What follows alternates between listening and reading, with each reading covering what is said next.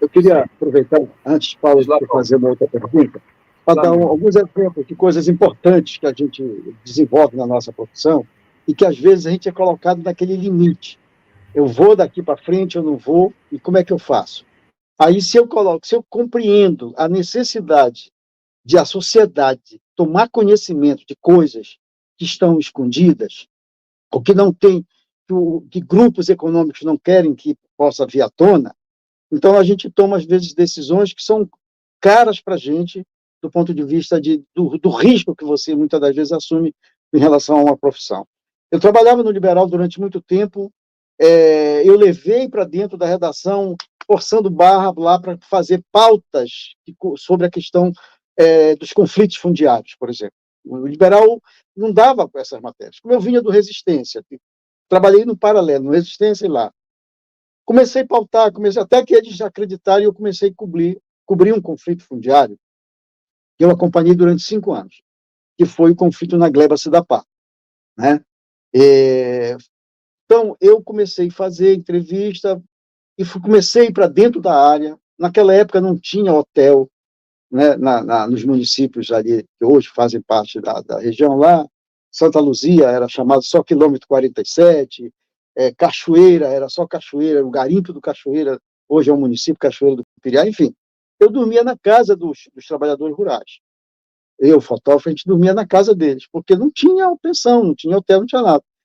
E aí a gente pegava o dinheiro da diária, né, pagava para eles fazerem lá, matar um frango, uma galinha, fazer um feijão lá para a gente, feijão, um arroz pilado, e a gente ficava porque o interesse na informação era importante. Então, o que aconteceu é o seguinte, eu passei 6 meses aguardando um sinal do líder, do cara que pegou em arma e resolveu enfrentar os pistoleiros lá, o Quintino Silva Lira.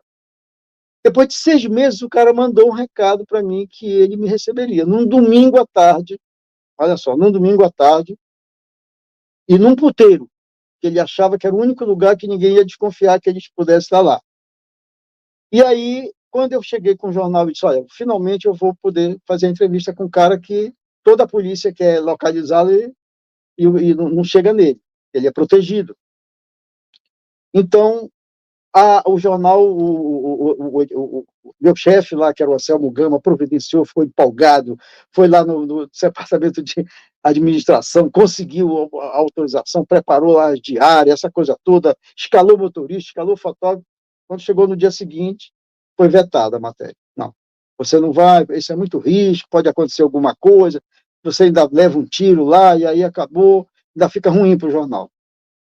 Eu procurei um amigo, na CPT, na época, era o coordenador da Comissão Pastoral da Terra, chamei o Miguel Chicaoca, que era fotógrafo do Resistência, e o Miguel era freelance, topou na hora, nós conseguimos um Fusca emprestado e fomos para lá. E fiz a entrevista com o cara. Agora, olha o dilema. Eu fiz essa entrevista em maio de 1984. Eu não tinha compromisso com o Liberal. O Liberal não me mandou, portanto, eu não tinha compromisso, embora fosse... E eu fui no horário que eu estava de folga, final de semana que eu estava de folga.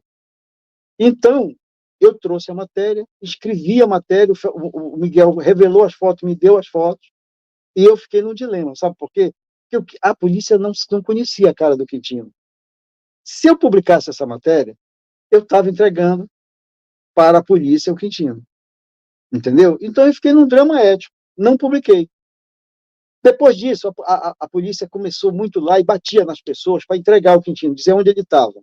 E aí as denúncias foram chegando, aí eu fui para lá uma vez, e lá, quando eu estou lá, eu encontrei 2 oficiais, um dos quais eu conheci, porque ele estudou comigo, lá no Colégio Magalhães Barata, que o Sidney falou ainda há pouco. Ele foi meu colega, ele era o oficial da Polícia Militar. E ele estava lá, se fingiu de jornalista, né, para chegar até o Quintino e propor uma trégua, levar em nome do governador uma trégua para aquela luta que estava lá. Quando ele saiu da mata, que ele me viu, eu estava lá, esse cara correu em cima de mim e disse assim, Paulo, pelo amor de Deus, eu te peço, não diz quem eu sou, porque senão os caras me matam aqui.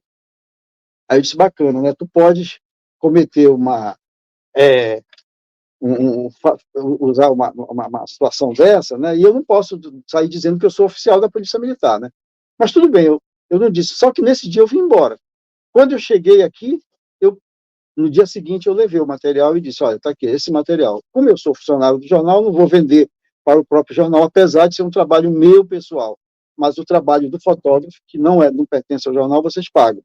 Aí negociem com ele. Aí chamaram lá o Miguel, a matéria saiu. Esgotou o jornal, realmente estourou, vendeu tudo, né? Mas eu tive essa preocupação de não publicar imediatamente e tive a preocupação de ir fazer, porque era importante a gente pegar, mostrar um lado de um conflito intenso que estava acontecendo no Estado e que a população não sabia, entendeu? Então, acho que é isso, quer dizer, é o compromisso com a população, que ela precisava ser informada, mas eu também não podia ser responsável de entregar a cabeça de um cara para a polícia.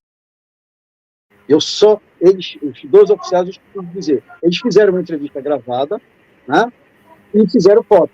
E o Quintino, na hora de se despedir deles, pediu a máquina, reteve a máquina e reteve o gravador. Se deu o filme e deu o filme, e a fita.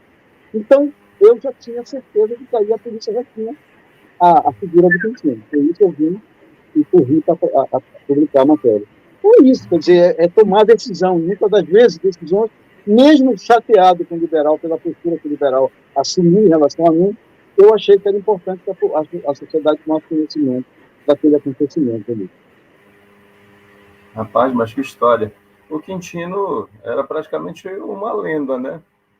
Na época, era o que era mais, era uma espécie de lampião, né? Era uma espécie Exatamente. de lampião. Aquilo era o banditismo Robin Hood da Paramaranhão, como era chamado.